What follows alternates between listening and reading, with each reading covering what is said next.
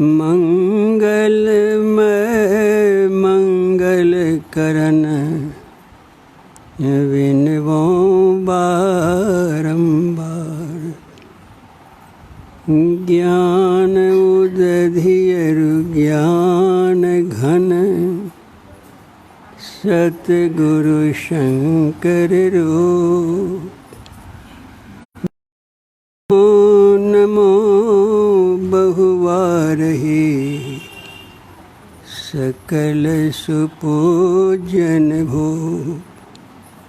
धन्य धन्य सतगुरु सुखद महिमा कही न जाए। जो कछु कहूँ तुम्हारी कृपा दंगयाना। भवत प्रसादात पवनेन साकं विलियत विष्णु पदे मनो में। जर चेतन जग जीव जत सकल राम मैं जान। वंदो सबके पद कमल सदा जोर जुग पान। बोलिए श्री सद्गुरु महाराज की जय।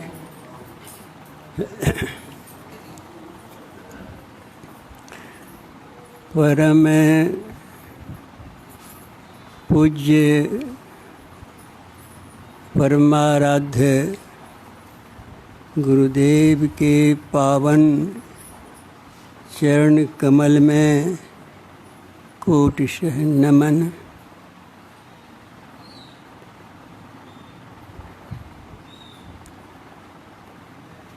परमादरणीय सज्जन वृंद तथा परमादरणीया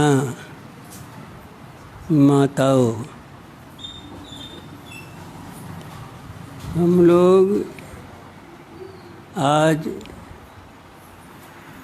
जिस युग में रह रहे हैं इसको कलयुग कहते हैं। द्वापर के बाद कलयुग आया। द्वापर के पहले त्रेता था, उसके पहले सतयुग था। युग 4 होते हैं, सतयुग, त्रेता, द्वापर और कलयुग। युग कहते समय को। समय बदलता है तो युग बदल जाता है। लेकिन सतयुग में जितने लोग आए एक को भी नहीं देखते। त्रेता में जो थे आज उनको भी नहीं देखते हैं। द्वापर में आए उनको भी नहीं देखते हैं। यह है कलयुग। सतयुग में लोगों की आयु 1 लाख वर्ष की थी, 1 लाख वर्ष। त्रेता में 10,000 वर्ष तक लोग रहते थे। द्वापर में 1,000 वर्ष तक। यह कलयुग। इस कलयुग में 100 वर्ष औसतन। बहुत कम लोग ही 100 से ऊपर जाते हैं, नहीं तो 100 के पहले ही शरीर को छोड़ डालते हैं। जो लोग पहले हुए वो नहीं दिखाई पड़ते। इस युग के बाद युग आने वाला है, हम लोग नहीं दिख पड़ेंगे। 2 भाई थे, एक का नाम भर्तृहरि, दूसरे का नाम विक्रमादित्य। भर्तृहरि क्या थे, विक्रमादित्य क्या थे? दोनों भाई ही थे। बड़े भाई थे भर्तृहरि, उससे छोटे भाई थे विक्रमादित्य। भर्तृहरि कालक्रम है, जो आता है सो जाता है। ये काल हमारे पीछे हमेशा लगा रहता है। छाया हमारी रहती है, काल कभी छोड़ता नहीं, हमारे साथ ही रहता है। जिस समय इसमें पूरा हुआ, काल तुरंत जीवात्मा को खींच लेता है। यह तो जीवन है। भर्तृहरि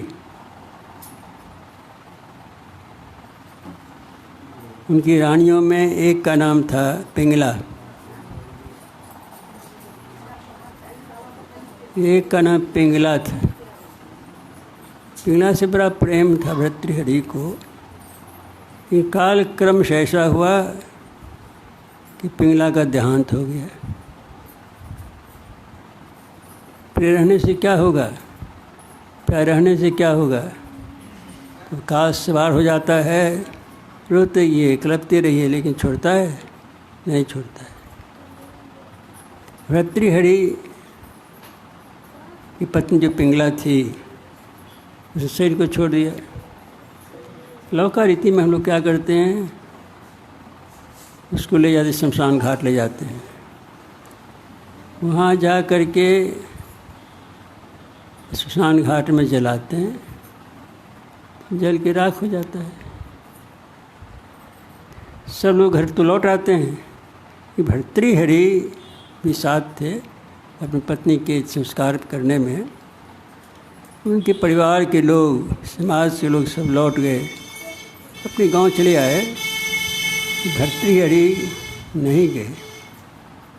क्या करने लगे? उनकी पत्नी लाश को जलाया गया था, बन के राख हो गई थी, तो उसी को पूरे समय लपेट लिया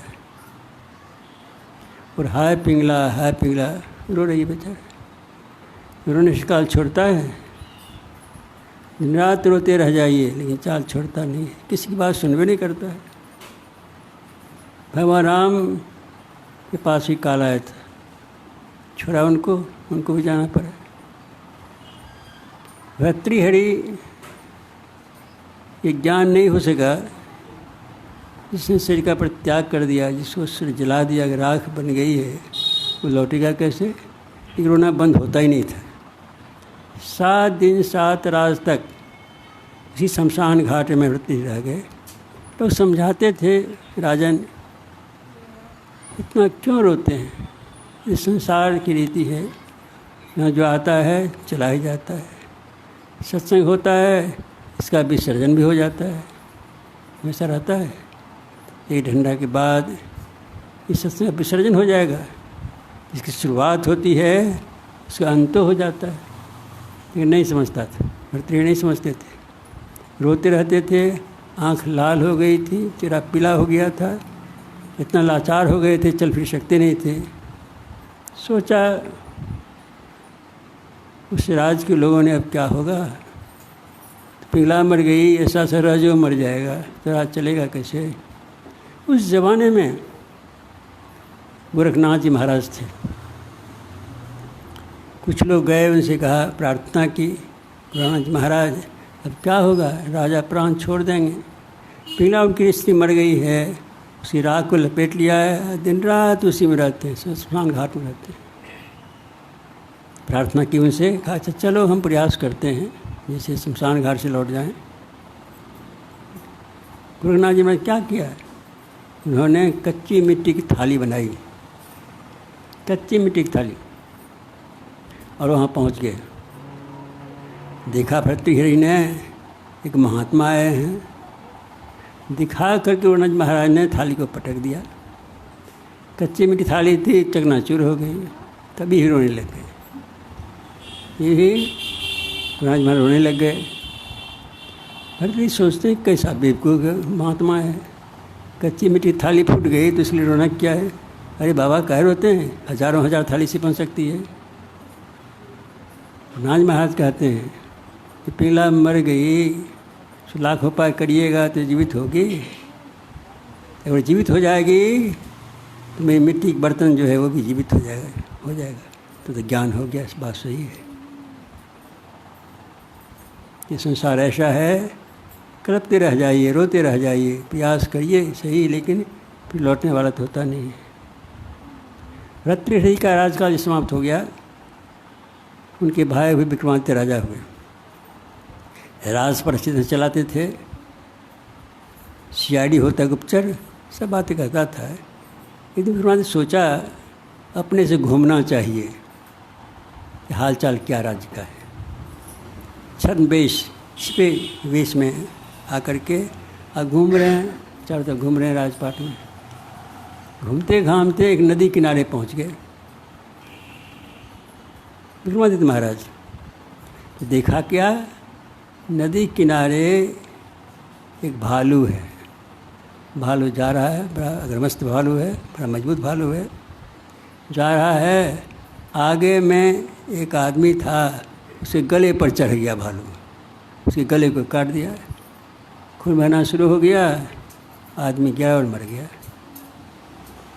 अब विक्रमादित्य सोचते हैं कैसा भालू है, देखो तो, मार दिया उसको। तब सोचबे करते हैं विक्रमादित्य कि भालू किस में फिर परिवर्तन हो गया। अब क्या देखता है, एक लड़की बन गई है, भालू एक लड़की के रूप में है। अरे रे, तो भालू था, अब लड़की देखते हैं, है ना, कोई बात जरूर है। लड़की आगे बढ़ी, जैसे बढ़ी, 2 सिपाही भाई भाई थे, अच्छा मेल था, 2 सिपाही थे, दोनों के बीच कुछ ऐसा कह दिया। भालू के रूप में परिवर्तन क्या हुआ, एक लड़की बन गई। उसने 2 भाई के बीच में क्या कह दिया, कुछ ऐसा कहा कि दोनों भाई लड़ने लग गए। दोनों के हाथ तलवार थी, एक दूसरे वार किया, दोनों कत्लेआम हुए, दोनों मर गिर गए। अब सोचते हैं राज, आश्चर्य बात है भाई, पर भालू था तो लड़की बन गई, कुछ चमत्कार जरूर है इसमें। पर गौर से देख रहे हैं तो लड़की फिर आगे बढ़ी तो सांप बन गई लड़की, तगारी रही। भालू, पहले भालू था, उसके बाद लड़की बन गई, जब सांप बन गया है। अब सांप चल रहा है, बिना देख रहे हैं नदी किनारे, सांप चलते चलते नदी किनारे पहुंच गया और वहीं में गिर गया सांप। सांप गिरा, नदी धारा तेज थी लेकिन तैरने वाला था सांप, पर बढ़िया से तैरते हुए बीच नदी में एक नाव जा रही थी, पर लोग सवार थे, लगभग 40 आदमी सवार थे। वो सांप तैरता हुआ और नावे में चढ़ गया। जिसे चढ़ा तो लोगों को भय हो गया, अरे भाई क्या हो गया, किसको काटे का ठिकाना नहीं है। नाव डगमग करने लगी, डगमग करने से इतना पानी भर गया नाव में कि नाव बीच नदी में डूब गई। धारा तेज थी, गहरा था, सब डूबा तो फिर ऊपर आ नहीं, सब समाप्त हो गया। तब सांप फिर वहाँ से चलता है, पर आश्चर्य हुआ विक्रमादित्य को। अब देखिए क्या बनता है, देखा अब तो उस यहाँ पा रहा है, आते आते किनारे आ गया, और किनारे आ करके सांप फिर परिवर्तन हो गया। वो क्या लगता है, एक पंडित जी बन गए हैं। पंडित जी माथे पर मुरेठा है, हाथ में पतरा है, पैर में खराव पहने है, नदी किनारे जा रहा है। इतनी उत्सुकता हुई विक्रमादित्य को, या पूछे है कौन, पहले भालू, लड़की, तो सांप, अब पंडित जी। क्या पंडित जी आप कौन हैं? अरे मैं काल हूँ। काल आप हैं? हम किसी छोड़ते नहीं हैं, जिस रूप में जैसा होता है उसे करके छोड़ते हैं। आप काल हैं तो हमको मार डालेंगे? हाँ हाँ, इसमें आएगा तो मार डालेंगे। अच्छा तो बताइए कि हमको आप कब मारिएगा? कहिए हमने बता देंगे। पूछते हैं विक्रमादित्य, हम बताइए कि हमको आप कब मारेंगे, काल हैं तो? कहिए हमने बता देंगे। ये बता देंगे तुम कैसे मारे जाओगे, तो बता दीजिए। एक दिन तुम छत पर चढ़ोगे, फिसल गिरोगे, तुम्हारी मृत्यु हो जाएगी। ये काल किसी को छोड़ता नहीं। तुम कितने बैठे हैं, काल छोड़ेगा? किसी को नहीं छोड़ेगा। भगवान राम से भी काल आया था कहने के लिए, अब चलिए समझ पूरा हो गया है। काल तो ऐसा होता है। हम लोग उसी काल के राज्य में हैं। जैसा करना चाहता है होता है। किसी का बस चलेगा, किसी का बस नहीं चलेगा। हमारी छाया हो चलती है, हजारों वर्ष तक काटती रही छाया को, ऐसा करती है, इससे काल हटता नहीं है, हमेशा सवारे रहता है। एक सेकंड देरी नहीं होती है, इस बात में सर से निकल जाता है, निकाल लेता है। कितना माँ बाप भाई बहन रोते रह जाते हैं, फिर छोड़ता है?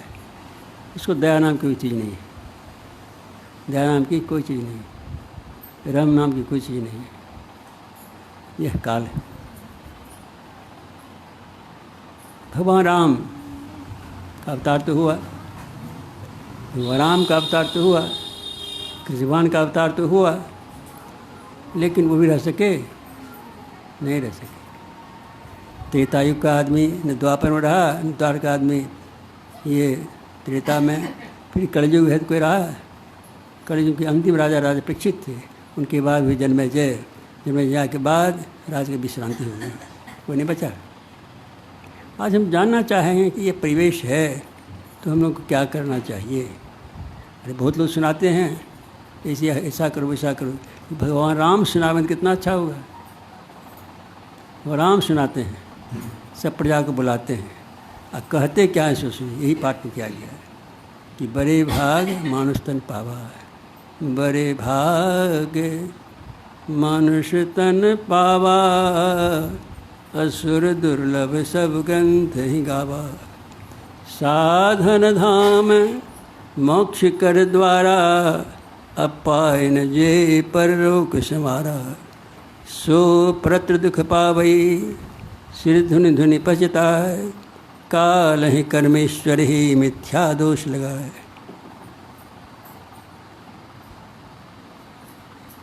ये काल जो है किसी को छोड़ता नहीं है। भगवान राम का जिस समय पूरा हो गया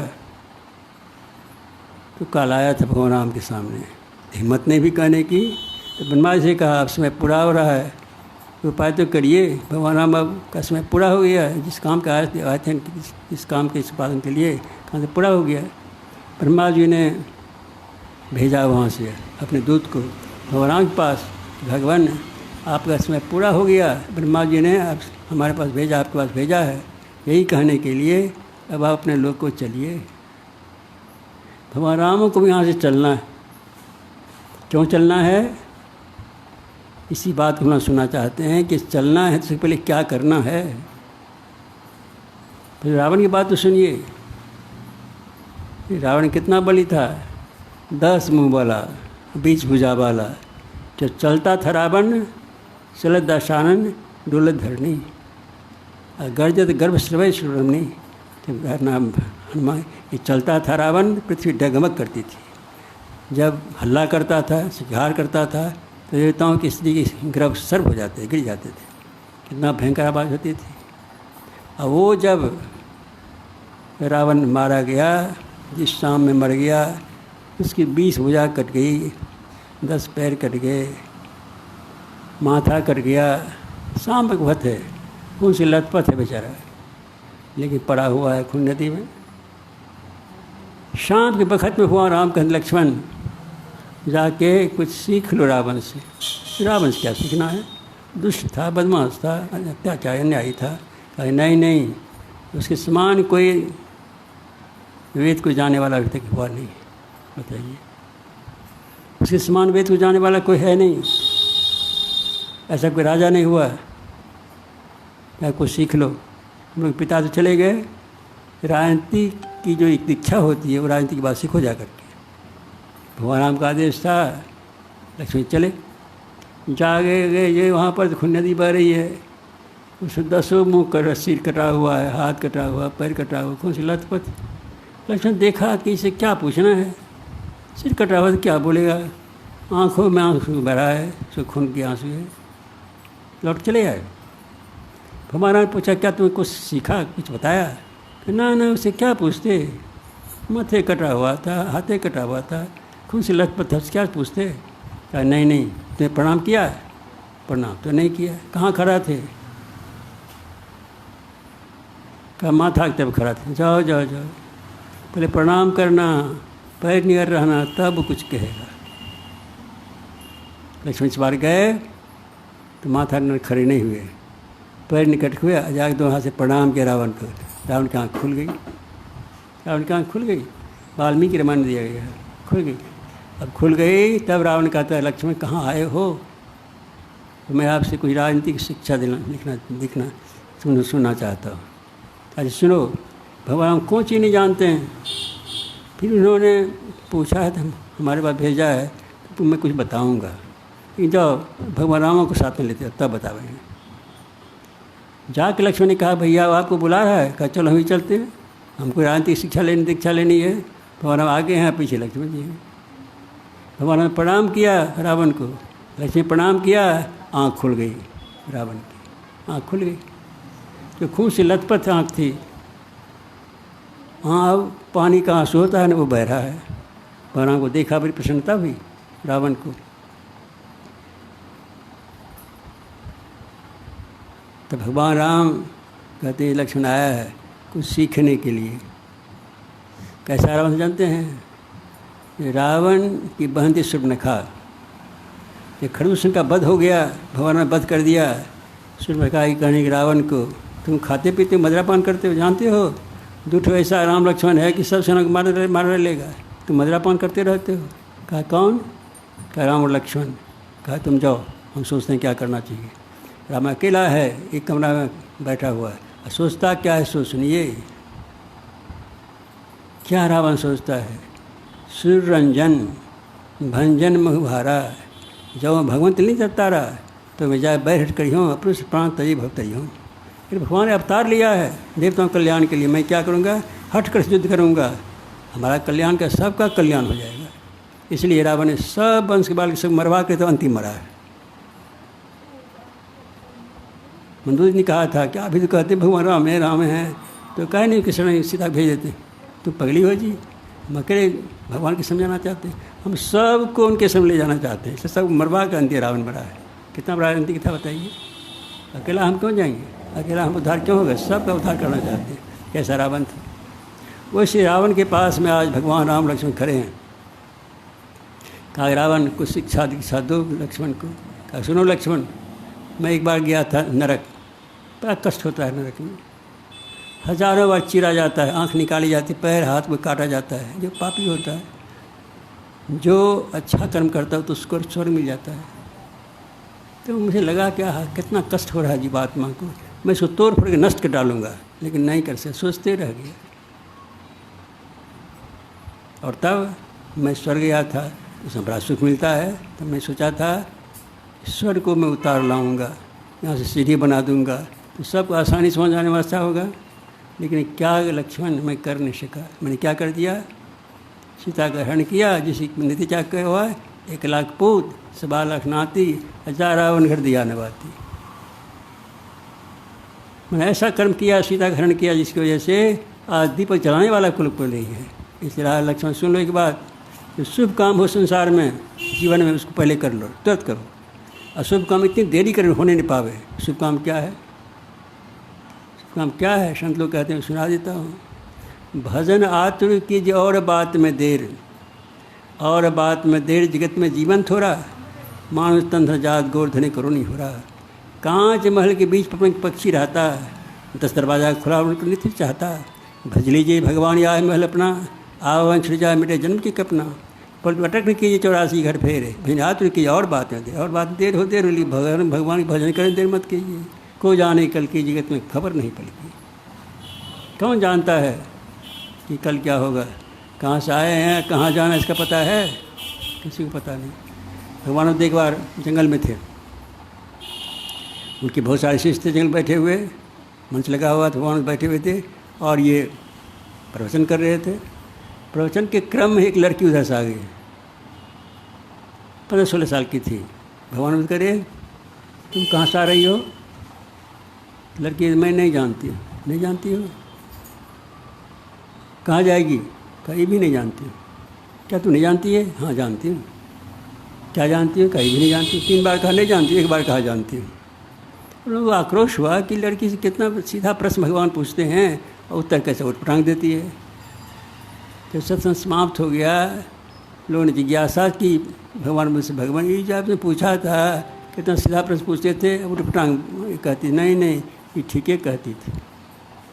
क्या ठीक कहती थी? आपने पूछा कहाँ से आ रही हो? इसी से पूछो। लड़की भगवान आप जानते हैं हम गांव है, वहाँ के पसकार उसकी मैं लड़की। ये क्या आपने कहाँ पूछा? आपने ये पूछा इस जन्म में आने के पहले तुम कहाँ थी, कहाँ से आई हो? तो मैं कहाँ जानती हूँ? फिर इस शरीर में आकर के फिर मैं हमको कहाँ जाना है इसका पता मुझे कहाँ है। तो ये तो मैं जानती हूँ एक न एक दिन से छूटेगा, लेकिन यह नहीं बताया है कि कब छूटेगा। कितना सीधा उत्तर, कितना अच्छा उत्तर हुआ। सच है, हम लोग को पता नहीं क्या होगा नहीं होगा, पता नहीं है। आज भगवान राम के मुखार में सुनना चाहेंगे और इक्का दुक्का तो बहुत लोग देते हैं। हमारे गुरु महाराज ने कहा था पशु पक्षी कृमि आदि की योनि में भर में बहु बार। गुरु महाराज ने कहा मेरा जन्म कहाँ कहाँ हुआ, गाय में, बैल में, बिच्छू में, पक्षी में, कृमि में, मच्छर में, सब में जन्म हुआ हमारा। जब अवतारी पुरुष का जन्म सब में होता है तो हम लोग का क्या गति होगी बताइए। गुरु महाराज ने पदावली लिखा है पशु पक्षी कृमि आदि योनि में भर में बहु बार, एक बार नहीं बहु बार भर में।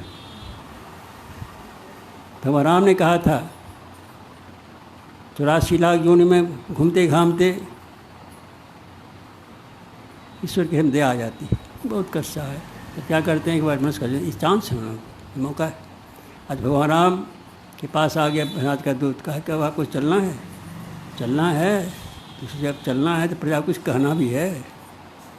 अब सोचा हमारे बलबूते से हमारे राज्य में सब सुखी है, किसी को चिंता नहीं है। बाद से वर्षा मांगा तो बाद बरसाती है। आम का फल है, गाछ है, फल मांगता है तो अपने आप आम गिर जाता है। लीची है, अमरूद है, जिस भी से जो इच्छा होती है मांगता है आ जाता है तुरंत। कितना अच्छा है।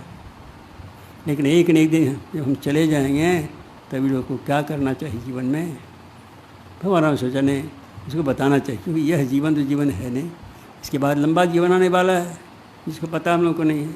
इसके पहले भी हम लंबे जीवन तय करके यहाँ आए हैं, बीच में मनुष्य जन्म मिल गया है। आज भगवान राम ने सोचा सब कोई बार बुला लें, सब बुलाया है, प्रजा लोग बुलाया है। साथ में वशिष्ठ मुनि हैं, विश्वामित्र मुनि हैं, अत्रि ऋषि हैं, रागबल्क हैं, सब आके बैठ गए। अब देखिए क्या होता है। भगवान अब के खड़े हो गए, कहा आप लोग बैठिए, तो बैठ गए।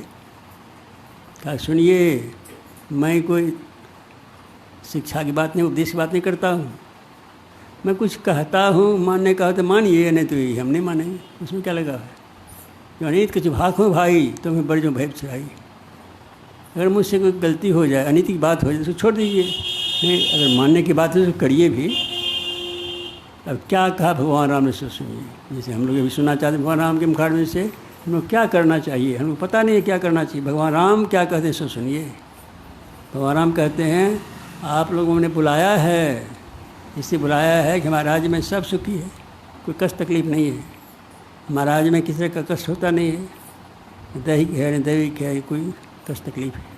कि जब मैं चला जाऊंगा तब क्या करना चाहिए सुन लीजिए। अच्छा सुनिए, बैठिए। भगवान राम कहते हैं बड़े भाग मानुष तन पावा, असुर दुर्लभ सब ग्रंथ ही गावा। सारे ग्रंथों में ये चर्चा है कि मनुष्य का जीवन जो है सबसे भाग्य की बात है। हम लोग का जीवन जो है, मनुष्य का जीवन है, हम लोग बड़े भाग्यशाली हैं। इसलिए भाग्यशाली हैं, भगवान राम कहते हैं इसलिए भाग्यशाली हैं। आप कहाँ कहाँ से आए हैं, संकेत करते हैं भगवान राम।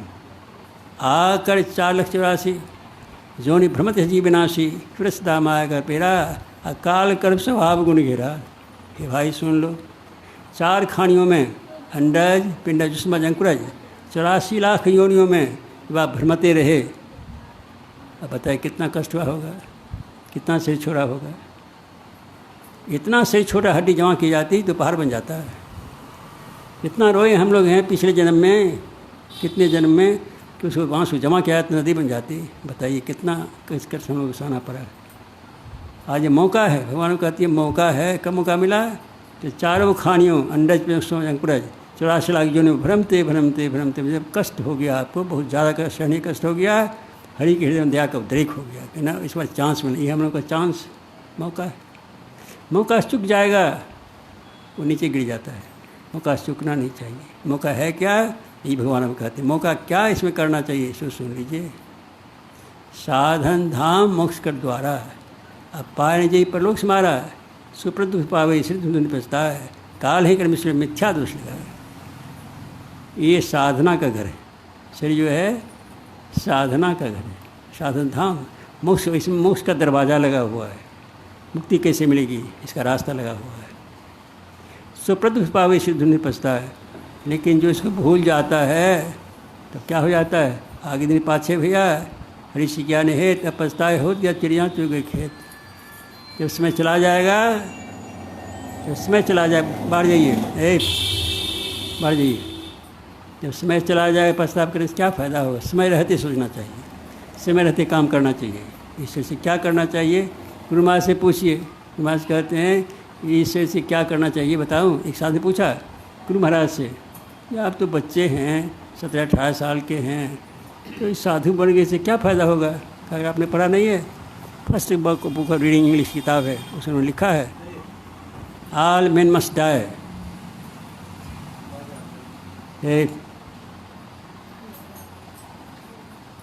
गुरु महाराज ने कहा उस साधु से, आपने पढ़ा नहीं है, फर्स्ट बुक ऑफ रीडिंग में दिया है ऑल मेन मस्ट डाई। प्रत्येक को एक दिन शरीर छोड़ना पड़ता है, मरना पड़ता है। जब मरना पड़ता है तो क्या करना चाहिए, शरीर से क्या करना चाहिए।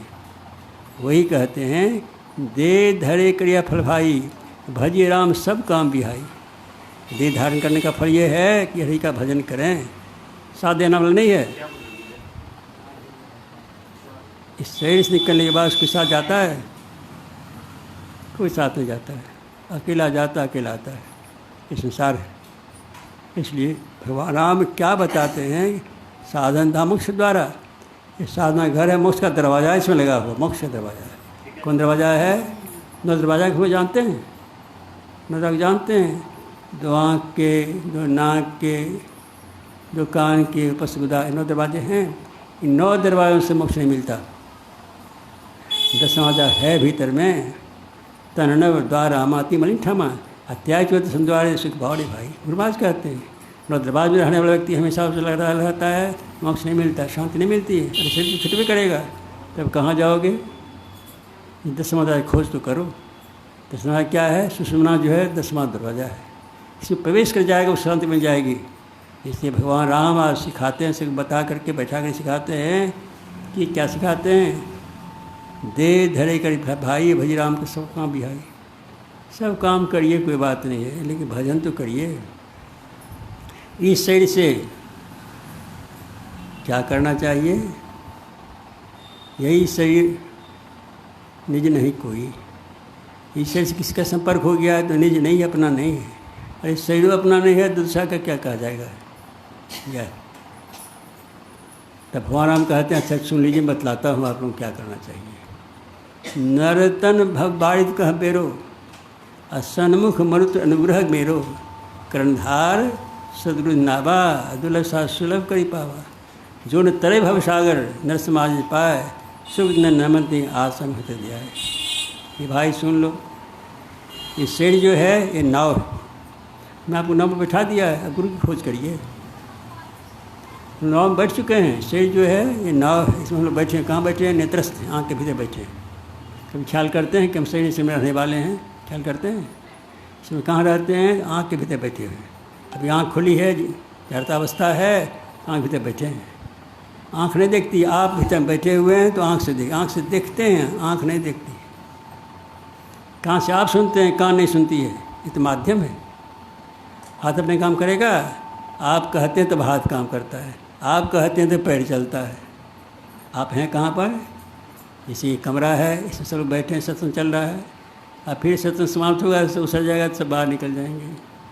उसी तरह से ये शरीर जो है, जब आयु है तब तो रहिए, हनुमान चरण कीजिए, और समय आ गया तो चलिए निकलिए, शरीर से भी निकलिए। महाराज कहते हैं आवागमन संतुख तुझा, है नहीं जग में कोई, इस निवारण के लिए प्रभक्ति करनी चाहिए। आना जाना, माता गर्भ में जाना, वहाँ से पुनः निकलना, ये सबसे बड़ा दुखदायी।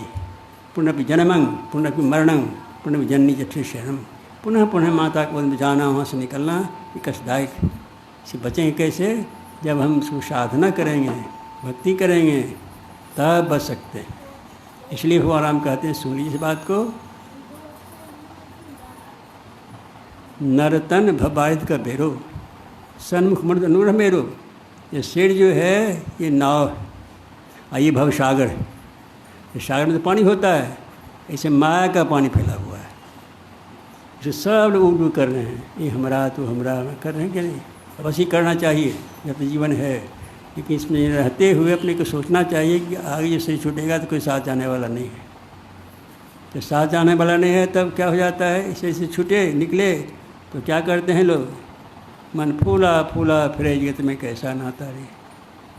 पेट पकड़ के माता रोवे, माँ पकड़ के भाई, लपट झपट के तैयार हुए, हंस के ला जाए जगत में कैसा नाता रे। चार गजी चल जगत में आया, चढ़ा काट की घोड़ी, आज चारों को आग लगा फूद गया जसोरी जगत में कैसा नाता रे। यही संबंध। इसलिए भगवान राम यही कहते हैं, यही तन कर वृक्ष ने भाई, ये स्वर्ग और स्वर्ग दुखताई।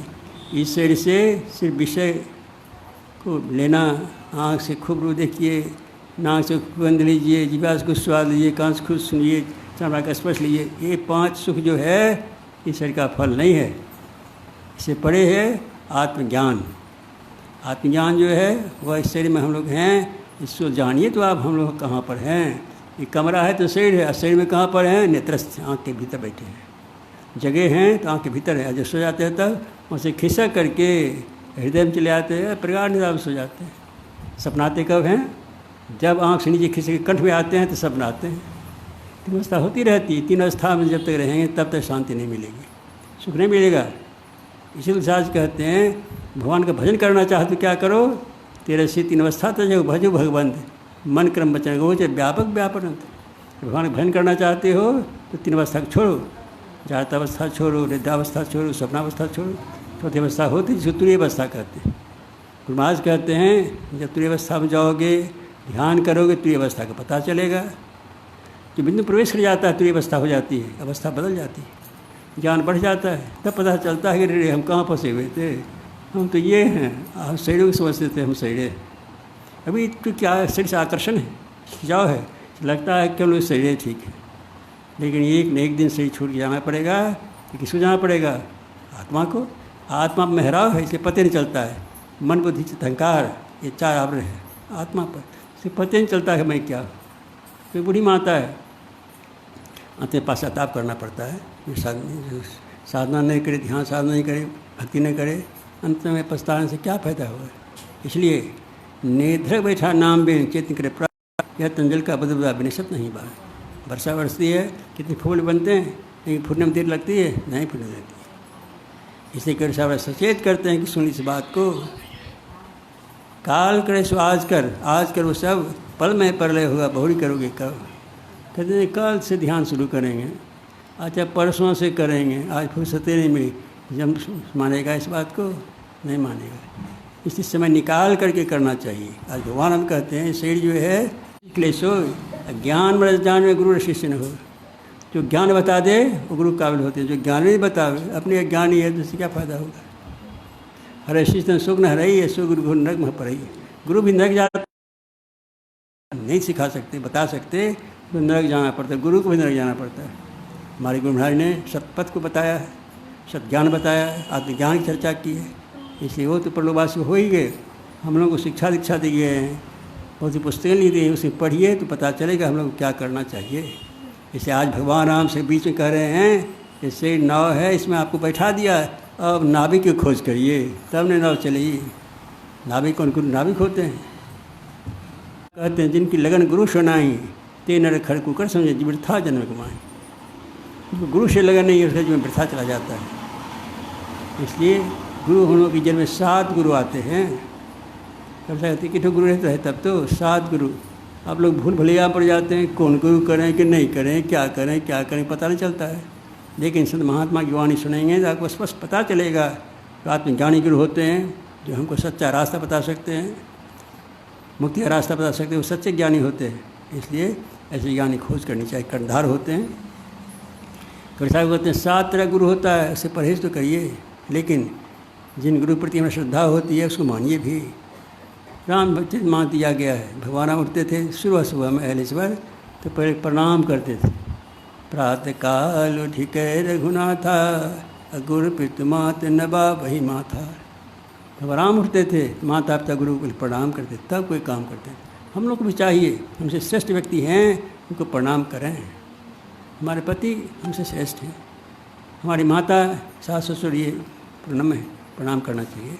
जैसा प्रणाम करते हैं उनका बढ़ जाता है, तेज आ जाता है, आदमी शांति मिलती है और लगता है कि हमने कुछ किया है। और जब प्रणाम शुरू कर दीजिए तो लगेगा कुछ कर रहे हैं, और जब प्रणाम नहीं कीजिए लगता है आज तो खोखला हो गया, आज तो कुछ नहीं किया है। बल मिलता है। कबीर साहब कहते हैं प्रथम रजी सुविधा माता पिता नहीं होने का जन्म होगा, से पहला माता पिता गुरु मानिए। दूसरे गुरु मन की धाई गिरवास बंद छुड़ाई। दूसरे गुरु जो माता पिता नहीं कर पाते हैं, सेविका नहीं होती है साफो करने वाली, वो भी गुरु काबिल है, जो हमें सफाई करती है, जिससे हमारा कल्याण होता है गुरु काबिल होता है। तीसरे गुरु धड़िया नाम लेनी पुकारे गामा। और तीसरे गुरु जो नामकरण करते हैं।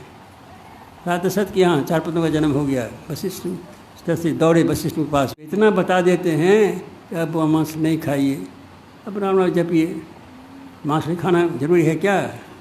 मनु भगवान हमारे मनुष्य में लिखा है, अनुमंता विशिष्टता नयनता विघ्नता। अनुमंता ये जो हैं अनुमंता विशिष्टता निहंता क्रय विक्रय संस्कर्ता पापहर्ता च खाद करती थी घात का, जो पशुवध मारने की आज्ञा प्रदान करता है, जो काटता है, जो मोल लेता है, जो घर लाता है टुकड़ा टुकड़ी को बनाता है, परोसता है और खाता है, सब पापी। इसे कबीर साहब बड़ा अच्छा चिताया, कहता हूँ कहीं जा। इसे भ्रम को तोड़ने वाले गुरु होते हैं, जो भ्रम तोड़ते हैं। एक ईश्वर की पूजा करो, सबकी पूजा हो जाएगी। ये गुरु की पूजा करो, सबकी पूजा हो जाएगी।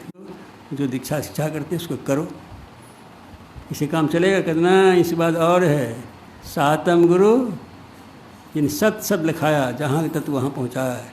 कभी 7 गुरु संसार में शिव संसार है, सब सोच राजू भवजल उतारे पार। इस संसार फिर आना नहीं पड़े, ऐसा सिखाने वाले 7 गुरु होते। गुप्त मत क्या है? और गुप्त मत सब ही कहूँ, दोनों कर को जोड़ कर मैं कहता हूँ गुप्त मत है। शंकर भजन बिना भक्ति के पास है। सब साहन लोग जो ठीक से गंभीरता को नहीं जानते, वो सीधे कहते हैं भगवान शंकर का भजन करो तो भगवान आपका भजन हो जाए। उसकी बात नहीं है। इस दोहा में धन संस्कार संतर है, तालस्य नहीं है। तालस्य संस्कार का मतलब शंकर भगवान होते हैं, महादेव जी होते हैं। लेकिन धन जो है वर्ण शंकर होता है। वर्ण शंकर क्या होता है? एक बैटरी आपके, एक टॉर्च आपके पास है और उसमें 2 बैटरी लगाते हैं, तो क्या करते हैं? दोनों कितनी बैटरी होती है? एक नेगेटिव है, दूसरा पॉजिटिव है। अन्य दोनों पॉजिटिव की बैटरी लगा दीजिए, नेगेटिव होती है तो सब जलेगा, तो अलग अलग है। तब हम लोग बटन दबाते हैं तो उससे फक से निकल जाती है। उसी तरह से हम लोग 2 आँखें हैं, एक नेगेटिव पॉजिटिव बैटरी है और दूसरा पॉजिटिव है। दोनों को दबावेंगे क्या? आँखें बंद करके दोनों दृष्टि को मिलावेंगे तो प्रकाश निकलेगा। लेकिन यह सिर्फ कहने से नहीं होगा, करने से होगा। खाते हैं तो पता चलता है कितना स्वाद है, जो खाए नहीं वैसे बखान करे तो क्या फ़ायदा होगा। इसलिए भगवान हम आए हैं, हमारे राज्य में सब सुखी है, सब कुछ ठीक है, लेकिन हमारे से चले जाने के बाद तब इनका जीवन कैसा होना चाहिए, ये भक्ति का रास्ता होना चाहिए। भक्ति में सूक्ष्म भक्ति है और स्थूल भक्ति है। स्थूल भक्ति सब जानते हैं, बाहर में राम राज्य पूजा पाठ करो। भगवान संग कितनी प्रशस्ति है कि लोग बाबा धाम जाते हैं, क्या क्या करते हैं।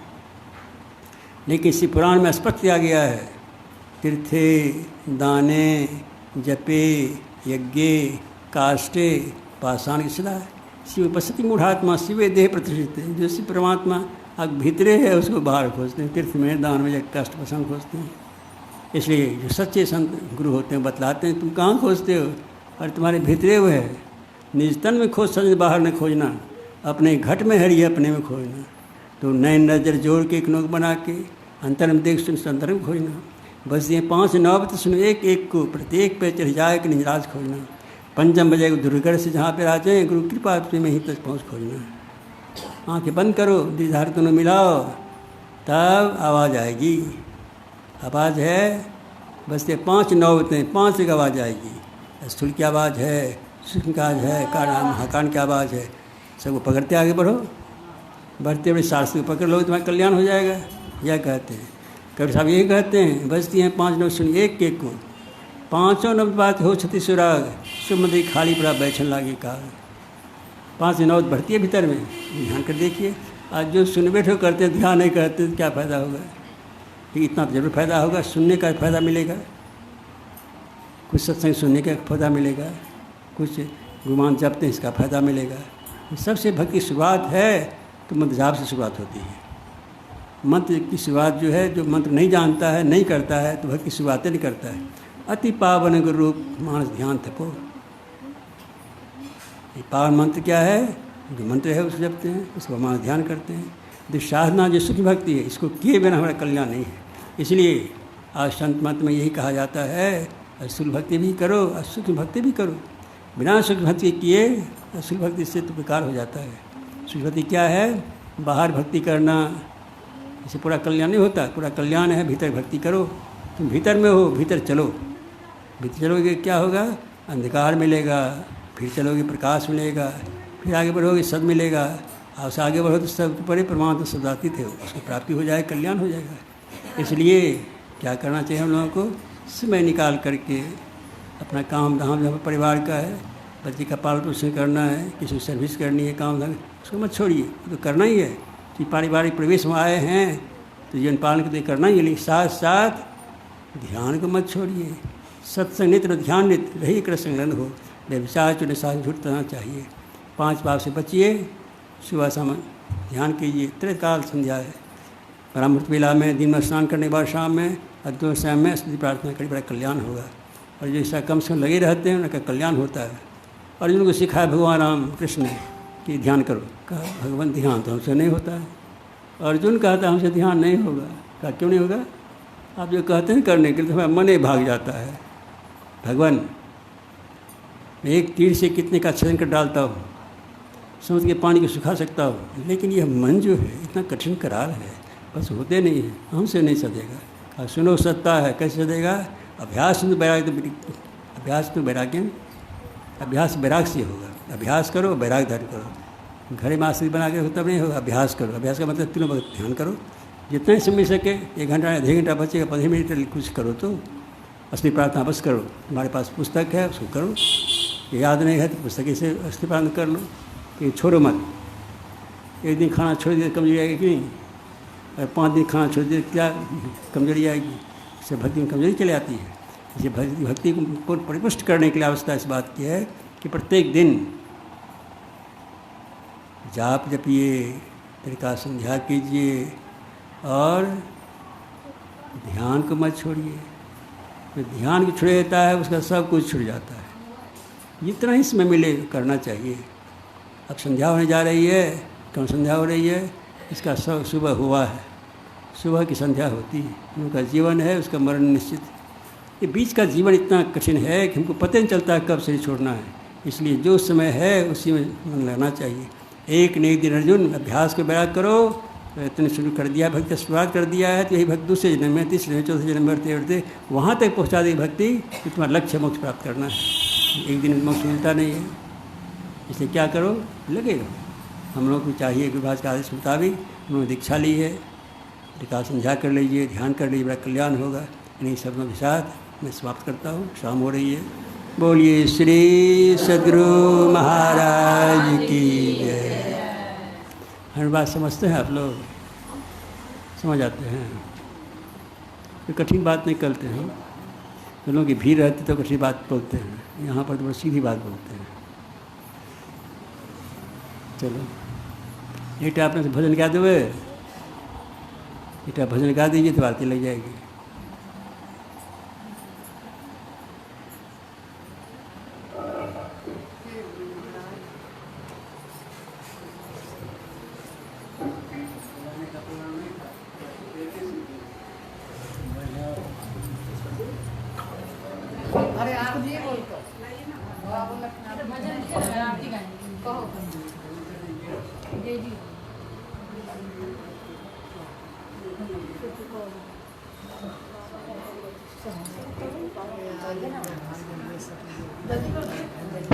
बोलिए प्रेम से श्री सद्गुरु महाराज की, श्री सद्गुरु महाराज की जय, श्री सद्गुरु महाराज की।